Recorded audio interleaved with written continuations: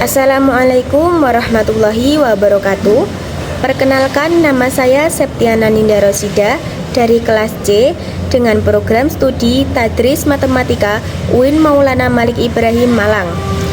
Pada kesempatan kali ini, saya akan memaparkan materi UTS dengan judul Obversi dalam Logika dan Himpunan. Obversi adalah suatu konsep penting dalam logika tradisional yang melatih kita untuk berpikir secara sistematis, kritis, dan rasional, yaitu bagaimana mengubah bentuk kalimat tanpa mengubah maknanya.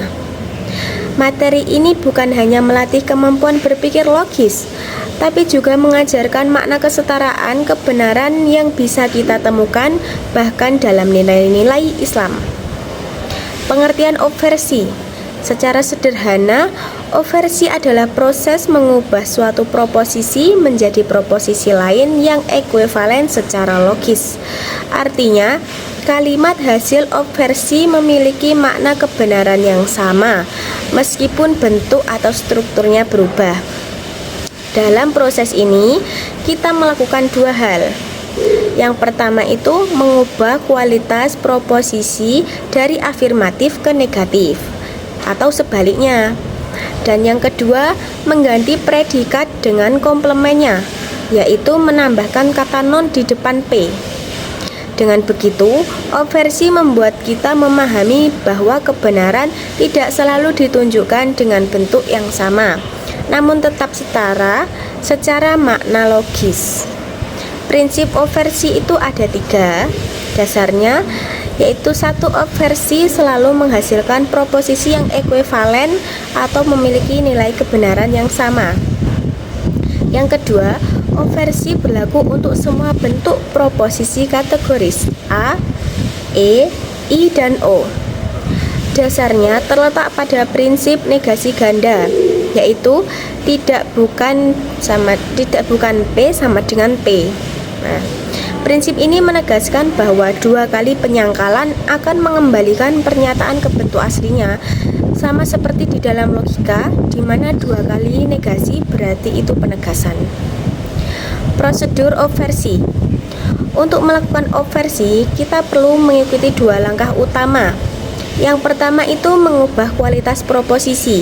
Jika kalimatnya afirmatif, dijadikan negatif, dan jika negatif, kita jadikan afirmatif.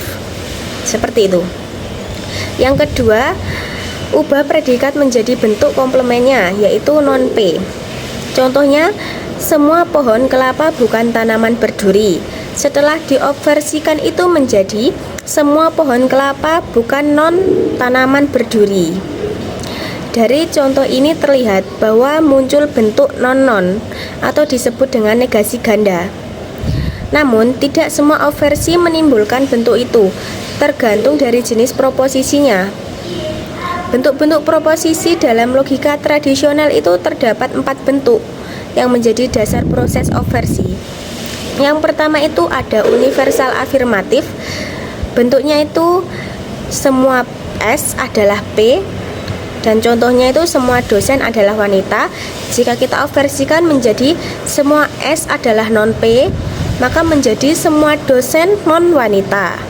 Nah, yang kedua itu E, universal negatif. Bentuknya itu adalah semua S adalah non-P. Contohnya itu tidak ada ikan yang bisa lari. Nah, maka obversinya itu semua S adalah non-P, maka semua ikan adalah non makhluk bisa lari. Yang ketiga itu I, ada eksistensial afirmatif. Bentuknya itu sebagian S adalah P. Contohnya itu sebagian orang suka mangga. Obversinya itu sebagian S adalah non-P, maka menjadi sebagian orang non suka mangga. Nah, yang keempat, yang terakhir itu adalah O, eksistensial negatif. Bentuk sebagian S adalah non-P. Contohnya sebagian mahasiswa bukan perokok. Jika kita obversikan menjadi sebagian S adalah non-P, maka sebagian mahasiswa bukan non-perokok. Dari sini terlihat bahwa kalimat negatif itu terdapat di proposisi E dan O yang akan menghasilkan double negasi. sementara kalimat positif adalah A dan I, hanya menghasilkan non-P. Bukti umum oversi. Secara logika formal, oversi terbukti benar melalui kesetaraan nilai kebenaran. Jika semua S adalah P benar, maka pernyataan tidak ada S yang bukan P juga benar. Misalnya, semua kucing adalah mamalia, berarti tidak ada kucing yang bukan mamalia. Dengan diagram Venn, himpunan, kucing seluruhnya berada dalam himpunan mamalia. Untuk menunjukkan bahwa oversi memang setara secara logis, bukan sekedar perubahan kalimat. Negasi ganda. Sekarang kita bahas lebih spesifik tentang negasi ganda atau non-P. Negasi ganda muncul hanya jika proposisi awal itu mengandung unsur negatif. Jika kalimat awalnya positif, A atau I, maka oversinya itu tidak mengandung negasi ganda. Jika awalnya negatif, E atau O, maka hasilnya oversinya itu mengandung double negasi. Nah, misalnya itu semua ikan bukan makhluk yang bisa lari. Setelah dioversikan itu menjadi semua ikan adalah non makhluk bisa lari. Dua kali penyangkalan dalam logika ini bukan salah, justru menegaskan kebenaran aslinya, seperti itu. Penjelasan per jenis proposisi. Berdasarkan analisis logika, hasil oversi tiap jenis proposisi dapat dijelaskan sebagai berikut. Yang pertama, A, universal afirmatif.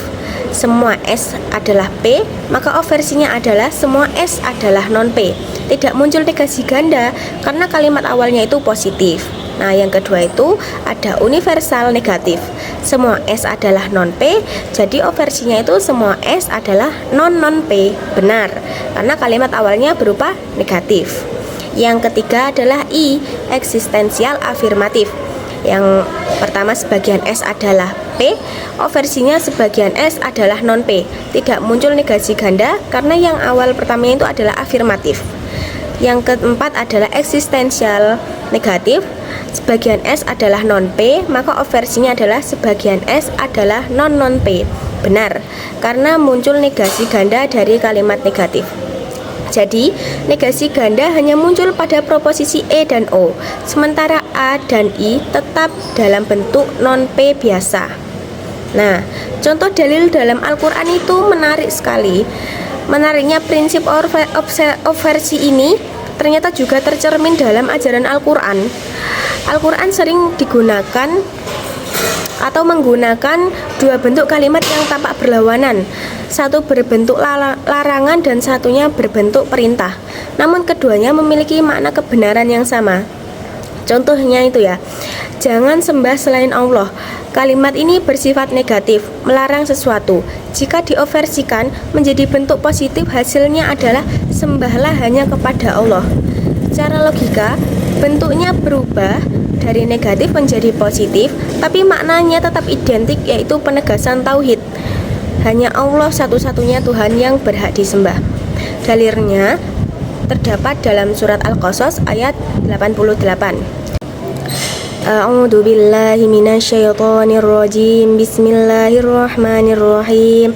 Wala tad'u ma'allahi ilahan akhar la ilaha illa huwa kullu syai'in halika illa wajhah. Yang artinya, dan janganlah engkau menyembah Tuhan selain Allah, tidak ada Tuhan selain Dia. Segala sesuatu pasti binasa kecuali wajahnya.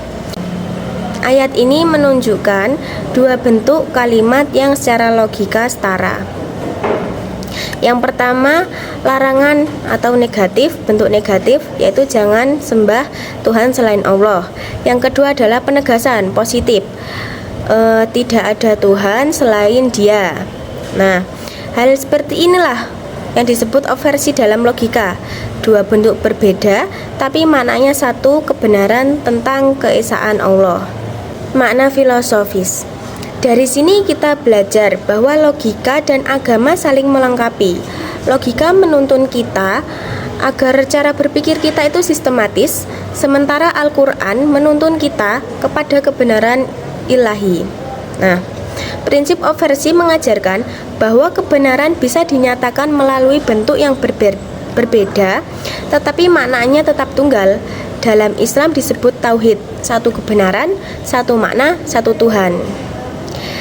Dari keseluruhan pembahasan dapat disimpulkan bahwa oversi adalah proses logis untuk mengubah proposisi tanpa mengubah maknanya. Proses ini mengikuti prinsip negasi dan kesetaraan logis. Negasi ganda muncul hanya pada proposisi negatif. Dan prinsip ini sejalan dengan nilai-nilai tauhid dalam Al-Quran yang menunjukkan bahwa berbeda-beda tetapi kebenaran itu tetap satu. Seperti itu. Mungkin cukup sekian dari saya. Materi yang saya sampaikan, kurang lebihnya saya mohon maaf. Wabillahi taufiq wal hidayah. Wassalamualaikum warahmatullahi wabarakatuh.